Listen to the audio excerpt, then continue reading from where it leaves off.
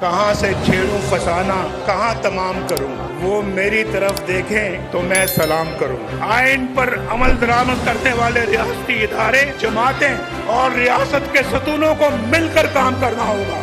مل کر قوم کے ساتھ مل کر کام کرنا ہوگا۔ بدلے کی کوئی تمنا نہیں ہے نواز شریف کے دل میں۔ نواز شریف کے دل میں اگر تمنا ہے بس یہی ہے، میری یہ قوم کے لوگ خوشحال ہو جائے۔ بسم اللہ الرحمن الرحیم۔ پن پوائنٹ ٹی وی کے ساتھ میں ہوں نوید امان خان۔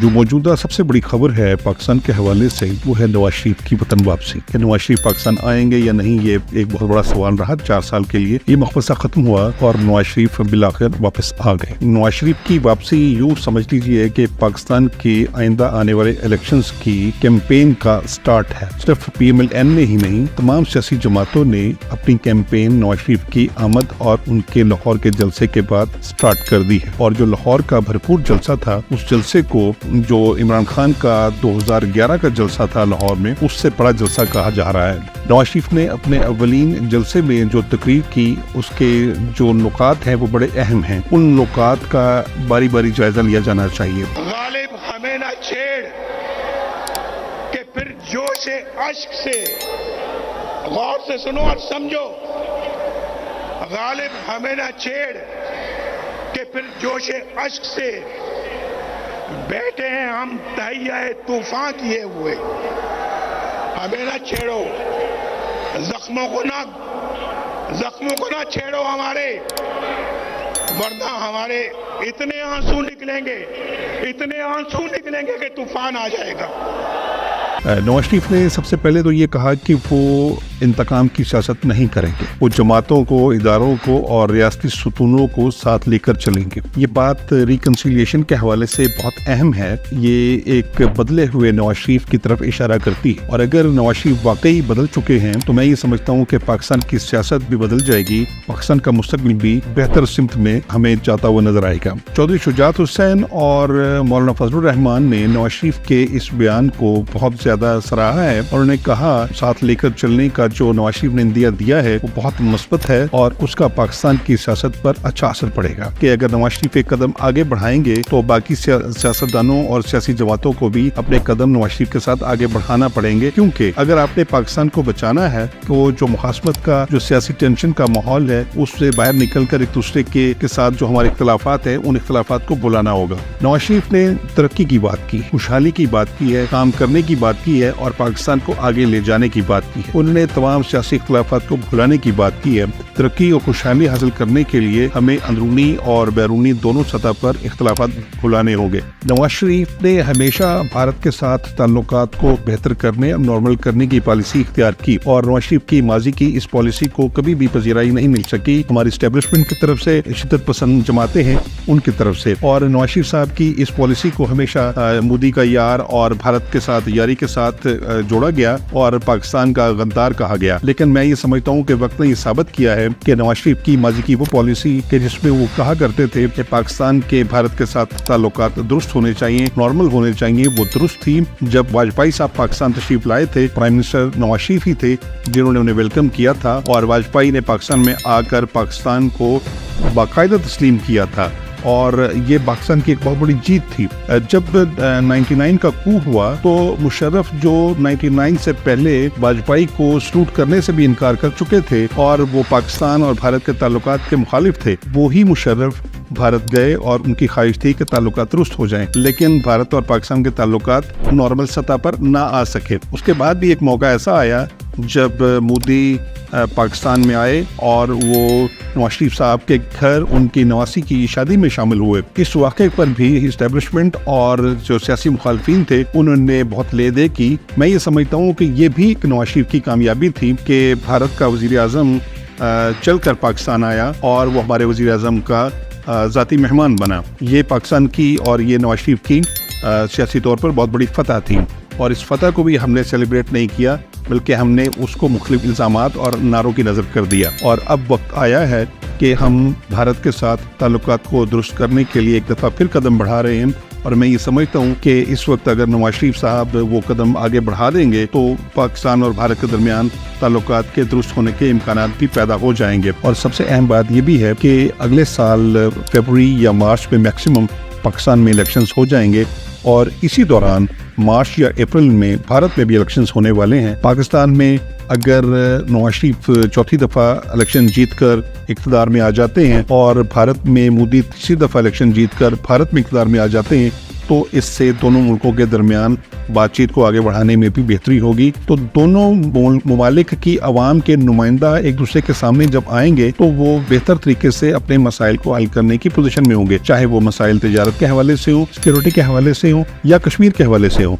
और हम पूरी उम्मीद हैं कि पाकिस्तान और भारत के दरमियान कश्मीर के मसले पर ब्रेक थ्रू हो सकेगी। नवाज शरीफ जब भारत के साथ ताल्लुकात को दुरुस्त करने की बात करते हैं तो वो बयानी ही पाकिस्तान के अफगानिस्तान के साथ ताल्लुकात को भी दुरुस्त करने की बात करते हैं। तो जब पाकिस्तान के इन दोनों ममालिक के साथ ताल्लुकात दुरुस्त हो जाएंगे तो मैं ये समझता हूँ कि पाकिस्तान की तिजारत पर और पाकिस्तान की मईशत पर बहुत अच्छा असर पड़ेगा, पाकिस्तान की सियासत पर अच्छा असर पड़ेगा। इन दोनों ममालिक के साथ ताल्लुकात दुरुस्त होने की सूरत में जो CPEC प्रोजेक्ट है वो प्रोजेक्ट भी ज़्यादा बेहतर तरीके से आगे बढ़ सकेगा। और अगर पाकिस्तान के ताल्लुकात अफगानिस्तान और भारत के साथ दुरुस्त हो जाते हैं तो मैं ये समझता हूँ कि मजमूई तौर पर दहशतगर्दी काबू करने में आसानी होगी। इसके अलावा अगर हम नवाज शरीफ साहब की तकरीर के दूसरे पहलुओं की तरफ गौर करें तो हमें जो सबसे अहम चीज़ नज़र आती है वो उनका वो बयान है जिसमें उन्होंने कहा कि उनकी 40 साला सियासत का निचोड़ है कि सबको साथ लेकर चला जाए। नवाज शरीफ साहब का ये सियासी बयान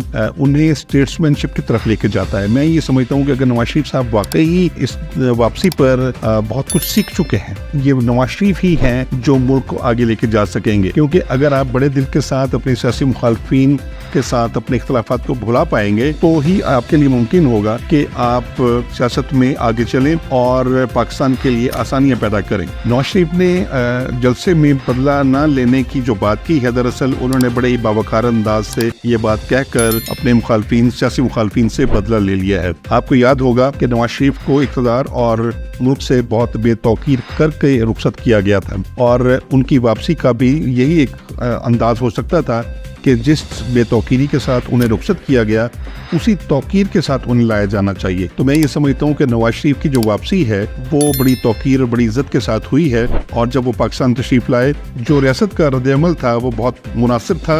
नवाज शरीफ के लाहौर वाले जलसे में शिरकत के बाद ही मुल्क में एक जो सियासी सरगर्मी का माहौल पैदा हुआ है उसमें आप समझ लें कि एक पूरी इलेक्शन कैंपेन स्टार्ट हो गई है PMLN की। सिर्फ PMLN की ही नहीं बल्कि मुख्तलिफ सियासी जमातें भी इस वक्त इलेक्शन फेज में चली गई हैं। शायद वो एक खास मोमेंटम का इंतजार कर रही थी सियासी जमातें। जैसे ही नवाज शरीफ ने पाकिस्तान में कदम रखा वो एक सियासी माहौल बन गया है। बल्कि नवाज शरीफ के लाहौर के जलसे के बाद ANP और BAP ने नवाज शरीफ साहब से जाती हुआ में मुलाकात भी की है। ANP की तरफ से नवाज शरीफ की माजी की जो कामयाबियां हैं उनको भी सताइश की नज़र से देखा गया है और उनका भी ये ख्याल है कि पाकिस्तान अगर मुआशी तौर पर आगे बढ़ सकता है तो नवाज शरीफ ही की क़यादत में बढ़ सकता है। अब देखना ये है कि 3 दफ़ा नवाज शरीफ साहब इक़्तिदार में आए और तीनों बार वो इक़्तिदार की अपनी टर्म्स पूरी नहीं कर सके और वो अपनी टर्म्स पूरी करने से पहले ही अपने इक़्तिदार से हाथ धो बैठे। अब चौथी दफ़ा वो इक़्तिदार की तरफ बढ़ रहे हैं तो इम्कान यही है कि इलेक्शंस होंगे और नवाज शरीफ साहब ही इक़्तिदार में आएंगे। अगर नवाज शरीफ साहब इक़्तिदार में आते हैं चौथी बार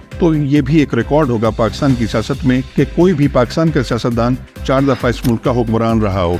लेकिन अब इम्पोर्टेंट चीज़ ये भी है क्या नवाज शरीफ साहब अपने इक़्तिदार के 5 साल पूरे कर पाएंगे या एक दफ़ा फिर वो इक़्तिदार से महरूम होंगे। मेरा ये ख्याल है कि इस दफ़ा नवाज शरीफ को वही फ्री हैंड दिया जा रहा है इक़्तिदार को मुकम्मल करने के हवाले से और मुल्क को आगे लेके जाने के हवाले से जो 2018 में इमरान खान को दिया गया था और इस्टेब्लिशमेंट उसी तरीके से अब नवाज शरीफ के साथ खड़ी है जैसे इस्टेब्लिशमेंट 2018 में इमरान खान के साथ खड़ी थी और इस्टेब्लिशमेंट उसी तरीके से नवाज शरीफ को फ्री हैंड देना चाहती है जिस तरीके से इमरान खान को उन्होंने फ्री हैंड दिया था। अब ये डिपेंड करता है कि वो इस फ्री हैंड और इस सपोर्ट के साथ अपने इक़्तिदार के 5 साल पूरे करते हैं या नहीं। इमरान खान को फ्री हैंड तो मिला लेकिन इमरान खान अपने इक़्तिदार के 5 साल पूरे न कर सके। अगर नवाज शरीफ साहब इक़्तिदार के 5 साल पूरे कर गए तो मेरा ख्याल है कि वो अपने अक्सरियती अहदाफ पूरे कर लेंगे। اور اگر وہ پورے نہ کر سکے تو نواز شریف آئندہ کسی کو یہ نہیں کہہ سکیں گے انہیں 5 سال کا عرصہ پورا کرنے نہیں دیا گیا اور اس کے ساتھ ہی انہیں ایک دفعہ پھر اقتدار سے نکال دیا گیا. تو میرا خیال ہے کہ نواز شریف کا بھی یہ ٹیسٹ ہے اور ان کے لیے بھی ایک آزمائش ہے کہ وہ کس طریقے سے اپنا یہ اقتدار پورا کرتے ہیں اور کس طریقے سے وہ عوام کی امیدوں پر پورے اترتے ہیں, کیونکہ عوام اس وقت بہت زیادہ نا امید ہو چکی ہے اور ان کا تو اس دفعہ کا جو جہاز کا نام رکھا گیا وہ بھی امید پاکستان کے حوالے سے ہی تھا. تو اسٹیبلشمنٹ اور عدلیہ کو ان کا اسی طریقے سے ساتھ دینا چاہیے جیسے عمران خان کا دیا تھا. نواز شریف کے لیے جو سب سے بڑا ٹاسک ہوگا وہ مہنگائی پر قابو پانا اور روپے کی کھوئی ہوئی قدر واپس لانا ہوگا. یہ کیسے ہوگا؟ میں یہ سمجھتا ہوں کہ یہ کام نواز شریف کے لیے زیادہ مشکل نہیں ہوگا, کیونکہ جو روپے کی قدر بہتر کرنے اور ڈالر کو کنٹرول کرنے کے حوالے سے جو اقدامات جنرل عاصم منیر نے پچھلے 2-3 ماہ میں کیے ہیں اس سے بہت بہتری آئی ہے. اور اگر اسی پالیسی کو اور مومنٹم کو آگے لے کے جایا جائے تو میرا خیال ہے اس میں کافی بہتری آ سکتی ہے اور نواز شریف اس پالیسی کو میرا خیال ہے کہ لے کر چلیں گے. لیکن اگر انہوں نے اپنی اکانومی کے معمار اور اسحاق کا ایک دفعہ پھر انتخاب کیا جو پچھلے 16 ماہ کی جو گورنمنٹ تھی اس میں بری طرح سے ناکام رہے تھے, اور اگر اب بھی وہی ان کے معمار ہوئے تو صورتحال پیچیدہ بھی ہو سکتی ہے. میرا یہ خیال ہے کہ اس دفعہ نواز شریف کو وزارت خزانہ اسحاق ڈار کو دینے کی بجائے احسن اقبال کو دے دینی چاہیے. ہو سکتا ہے کہ وہ اس میں کوئی خاطر خواہ تبدیلی لا سکے. اکانومی کو بہتر کرنے کے حوالے سے نواز شریف نے جن نکات کو زیادہ اہمیت دی ہے ان میں انہوں نے کہا کہ سرکاری اخراجات میں کمی کی جائے گی اور ٹیکس کا جو بنیادی نظام ہے یا جو ڈھانچہ ہے اس میں اصلاحات پیدا کی جائیں گی, برآمدات میں اضافہ کیا جائے گا, آئی ٹی کے سیکٹر میں انقلاب برپا کیا جا سکتا ہے اور کیا جانا چاہیے. پاکستان میں اس حوالے سے بہت گنجائش اور پوٹینشیل ہے. تو میں یہ سمجھتا ہوں کہ نواز شریف نے جو آئی ٹی کے سیکٹر کی طرف اشارہ کیا ہے وہاں بھی پاکستان بہت ایکسل کر سکتا ہے. بجلی اور گیس کی قیمتوں کو کم کرنا ہوگا. اگر بجلی اور گیس کی قیمتوں کو بر وقت کم کر لیا گیا, پیٹرول کی قیمتوں کو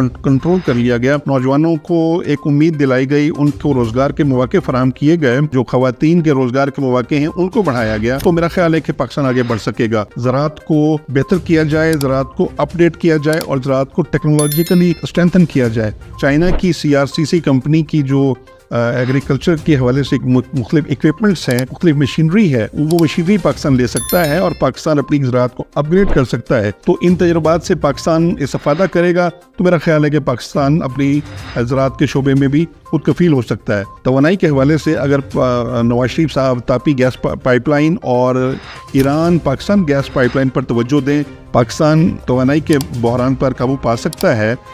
کم از کم بلوچستان اور سندھ کے صوبوں کو ایران کی گیس کی فراہمی کر کے پاکستان اپنا بوجھ تقسیم کر سکتا ہے. اور اگر Iran Pakistan gas pipeline سے سی پیک منصوبے کے جو تمام پروجیکٹس ہیں ان کو توانائی فراہم کی جائے تو میرا خیال ہے کہ جو سی پیک کی جو توانائی کی ضرورت ہے وہ بھی پوری ہو سکتی ہے اور ان کی جو پروڈکشن ہے یا ان کی جو ترقی ہے وہ بہت تیزی کے ساتھ ہو سکتی ہے. نواز شریف کی تقریر میں ہم نے ایک اور چیز نوٹ کی, وہ یہ تھی کہ انہوں نے عمران خان کا ذکر پوری تقریر میں ایک بار کیا. میرا خیال ہے کہ وہ ایک بار بھی نہ کرتے تو زیادہ بہتر تھا, کیونکہ عمران خان کا ذکر کرنا اس تقریر میں ضروری نہیں تھا, لیکن بہرحال انہوں نے ایک دفعہ کیا. اس کے علاوہ انہوں نے عمران خان کو کوئی خاص اہمیت نہیں دی, لیکن ان کا 9 مئی کے واقعات کے حوالے سے اشارہ بھی تھا. ایک اور بڑی اہم بات نواز شریف کی تقریر کے حوالے سے یہ ہے کہ نواز شریف صاحب جب تقریر کر رہے تھے تو ان کی تقریر عمران خان جیل میں دیکھ رہے تھے. جب وہ جیل میں ان کی تقریر دیکھ رہے تھے تو وہ اپنے ماتھے کا پسینہ بار بار پوچھ رہے اور وہی سوچ رہے ہوں گے جو جال